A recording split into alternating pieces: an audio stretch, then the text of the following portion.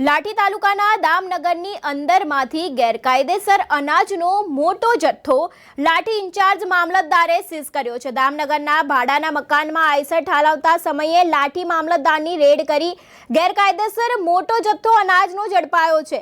31 કટ્ટા અને 1550 કિલો ઘઉં અને 1000 કટ્ટા અને 5000 કિલો ચોખા ઝડપાયા છે।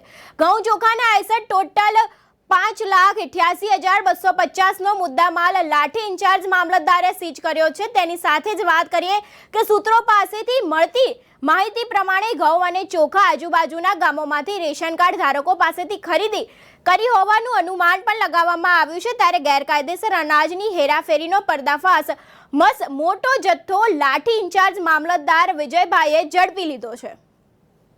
દામનગર અમને બાતમીના આધારે બાતમી મળેલ કે દામનગરમાં આ રીતના શંકાસ્પદ ઘઉં ચોખાનો જથ્થો સંગ્રહ થાય છે।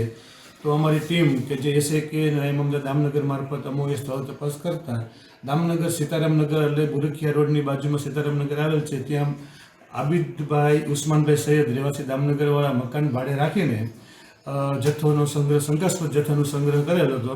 એમાં ઘઉં 31 કટ્ટા હતા, વજન 1550 અને ચોખા 100 કટ્ટા, 5000 અંદાજિત વજન 5000 મળી અને આઈસરમાંથી જથ્થો ઉતરતો હતો તો આઈસરને પણ કબજે લીધેલ છે અને કુલ રકમ 5,88,250 જે સીઝ કરી અને સીઝર કરેલ છે અને ત્યારબાદ નિગમના ગોડાઉનમાં જમા કરાવેલ છે અને આઈસર પોલીસ સ્ટેશને જપ્ત કરેલ છે।